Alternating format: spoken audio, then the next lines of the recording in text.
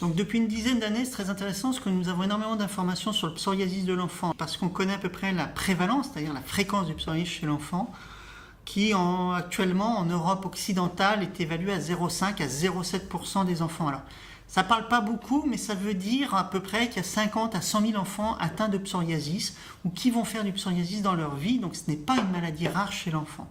Donc ça, c'est un point important. Le deuxième, c'est qu'on a de plus en plus d'informations sur les comorbidités. Les comorbidités, c'est-à-dire toutes ces maladies associées au psoriasis chez l'enfant. Et on a clairement démontré dans plusieurs études, dont une étude française, que le psoriasis est associé à l'excès pondéral chez l'enfant, l'obésité notamment, et que probablement que si on prend en charge cette obésité, on va améliorer le psoriasis chez l'enfant. Donc, vous voyez, ce sont vraiment des données extrêmement récentes, puisqu'elles ont moins de 10 ans, et très utiles dans notre quotidien. Il y a des particularités à l'enfant. Les premières, elles sont cliniques. Et on a clairement identifié différentes formes cliniques en fonction de l'âge. Par exemple, chez le petit enfant, le nourrisson, la forme la plus fréquente est ce qu'on appelle le psoriasis des langes. Donc c'est un psoriasis qui est localisé au niveau du siège, probablement favorisé par ce qu'on appelle un phénomène de Koemner, c'est-à-dire que l'irritation liée par exemple à un érythème fessier, une irritation liée au sel ou à l'urine, va favoriser l'apparition du psoriasis sur cette localisation.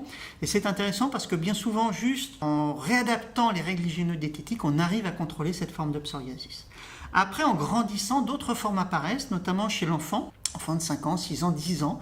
On va avoir beaucoup de psoriasis en gouttes, qui sont des psoriasis qui souvent sont transitoires, qui sont favorisés par certaines infections, notamment streptococciques, des angines, mais aussi des anites. Donc ne soyez pas surpris en tant que patient si on fait un examen vraiment complet du tégument dans ces formes de psoriasis. Et ces formes sont souvent des formes transitoires et qui c'est pas très clair, nous ne sommes pas certains aujourd'hui si elles prédisposent à la survenue d'un psoriasis en plaques. Mais ce sont plutôt des formes de psoriasis, dans un premier temps, de bons pronostics. Une autre forme qu'on observe, qui elle est très invalidante, c'est la forme dite palmoplantaire, c'est que les enfants vont avoir un psoriasis très sévère des paumes et des plans, enfin plus ou moins sévère en fonction de évidemment, la sévérité du cas.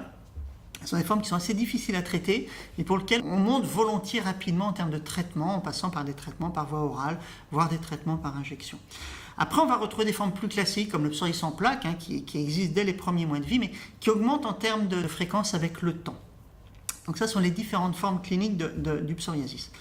L'autre point qui est important depuis une dizaine d'années, c'est surtout qu'on arrive mieux à cerner toutes les thérapeutiques. Alors les thérapeutiques locales, où je dirais on change un peu les modalités de prescription qui vont plus s'adapter finalement aux patients qu'aux dogmes médicaux, sur les décroissances très progressives par exemple qui sont juste et réalisables en pratique, sur l'utilisation des émollients.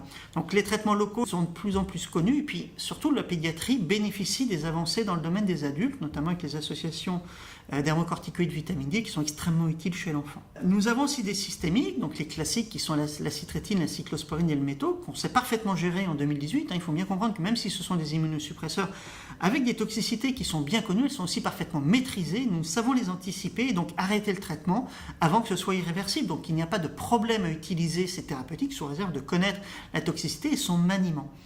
Enfin, et ça c'est exceptionnel maintenant, nous avons les biothérapies qui sont arrivées chez l'enfant depuis maintenant 6 ans, je crois que c'était 2011 ou 2012 les premières biothérapies. Maintenant nous avons 3 biothérapies avec un profil efficacité-tolérance exceptionnel, avec une limite encore qui est leur coût, qui ne rend pas accessible en première intention ces thérapeutiques même chez l'enfant, même si on a le sentiment qu'on aurait envie de les faire plus précocement du fait de leur efficacité et de leur tolérance. Je dirais qu'en 2018, il n'y a quasiment plus de psoriasis chez l'enfant qui nous résiste, d'ailleurs comme chez l'adulte. Ce qu'il faut, c'est après bien savoir manier pour le médecin toutes ces thérapeutiques pour vraiment bien répondre à la demande de l'enfant et des parents, puisque c'est la particularité de la pédiatrie, il n'y a pas que l'enfant à gérer, il y a les parents avec.